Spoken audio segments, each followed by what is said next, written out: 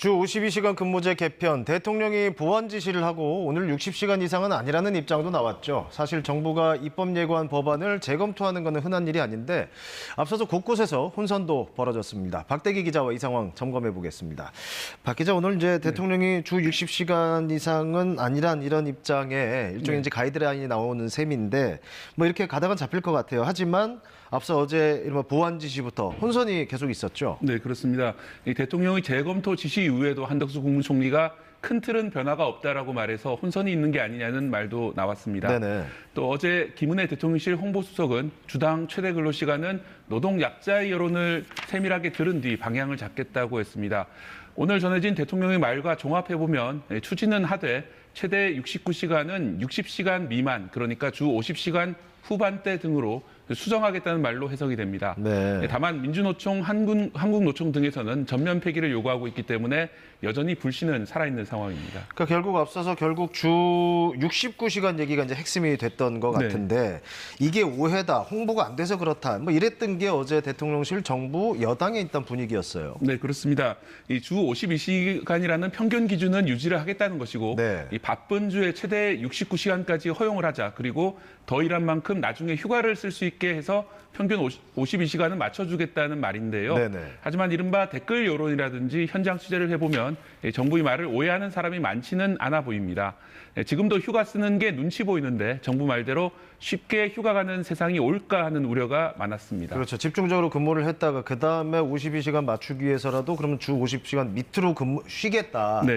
이게 현실적으로 맞겠냐, 뭐 이런 주장이었는데 좀 더 세부적으로 들어가서 일단 근무 형태 결정은 노사 합의가 필요한 상황 아닌가요? 네, 그렇습니다. 그렇기 때문에 노조가 강한 대기업에서는 우려가 덜한 편입니다. 그렇죠. 문제는 우리나라에서 100명 미만이 일하는 중소기업에서 노조 조직률이 1.6%에 불과하다는 점에 있습니다. 네. 이렇게 노조가 없는 곳에서는 따로 노동자 대표를 선출해서 협상하겠다고 하지만 과연 그게 잘 될까 우려가 나오는 겁니다. 네. 자, 그리고 이제 수당도 관심입니다. 논란이고요. 자, 일 더하면 원래 수당도 기존 시급보다 이제 많고 어차피 또 수당이 많이 나가기 때문에 회사 쪽에서 연장 근로 장기간 근무 시키는 걸 꺼려할 거다. 뭐 이런 얘기도 있긴 했었어요. 네, 그렇습니다. 원칙적으로 맞는 말입니다. 야근 수당이 시급의 1.5배가 되기 때문에 상당한 금액이거든요. 대부분 그렇죠. 예. 네. 그런데 문제는 사실상 공짜 야근을 하는 사람들이 많다는 점입니다. 이 포괄임금제라는 것이 있는데 근로시간을 정확히 재기 어려운 경우에 관행적으로 만들어진 임금 체계입니다. 네. 임금에 야근 수당이 이미 반영이 돼 있다는 이유로 추가로 야근 수당을 청구할 수 없는 제도입니다. 이미 야근 수당이 반영이 돼 있다. 그러면은 일을 더 해도 밤에 일을 해도 수당을 더 달라 할 수 없는 이제 상황이라는 거잖아요. 네. 근데 이 포괄임금제 이미 많은 곳에서 하고 있는 거잖아요. 네, 그렇습니다. 이게 법적으로 허용된 것이 아니라 관행과 판례로 허용된 것인데 네. 해당되는 노동자가 상당히 많습니다. 5년 전에 주요 대기업들을 조사한 자료에 따르면 우리나라 대기업의 58%가 포괄임금제를 도입하고 있었습니다. 이 도입한 기업들은 일반 사무직이 95% 정도 도입을 했을 정도고요. 이 주요 대기업 사무직의 반 이상이 이 포괄임금제라는 이야기고 야근 수당 청구를 따로 못한다는 말입니다. 중소기업 사무직들도 상당수가 포괄임금제 적용을 받고 있습니다. 네. 공장 생산 라인이 돌아가는 동안 일하는 생산직과 달리 일하는 시간을 정확히 측정하기 어렵다는 이유로 사무직에 많은 것인데요. 그렇겠죠. 하지만 야근을 더 시켜도 임금을 줄 필요가 없기 때문에 회사 입장에서는 부담 없이 야근을 지시할 수 있고 결과적으로는 근로시간이 늘어나는 문제점이 있습니다. 그러니까 이번 논란 이게 핵심인 것 같아요. 이제 결국 주당 근무 시간이 늘어나게 되면 이 포괄임금제라는 것 때문에 그러니까 앞서 우리가 휴식 얘기도 했었지만 이 포괄임금제 때문에 이게 뭔가 악용될 수도 있다는 이게 핵심이었던 것 같아요. 예, 그렇습니다.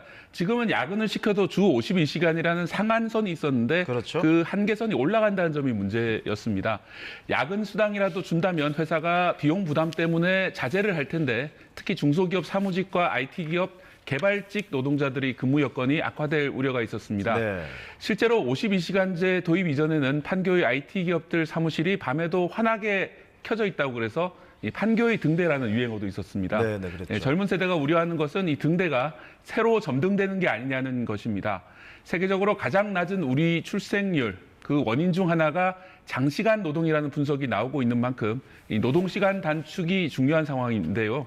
정부의 설명처럼 유연화해서 나아지는 부분이 있기는 하겠지만 공짜 야근과 포괄임금제 문제는 이 중요한 과제인 만큼 먼저 풀어야 할 것으로 보입니다. 어차피 지금 보완을 하겠다고 하면 지금 현장 상황을 좀 더 자세히 들여다볼 필요가 정부가 그럴 필요가 있겠네요. 네. 자, 오늘 여기까지 듣겠습니다. 박대기 기자였습니다.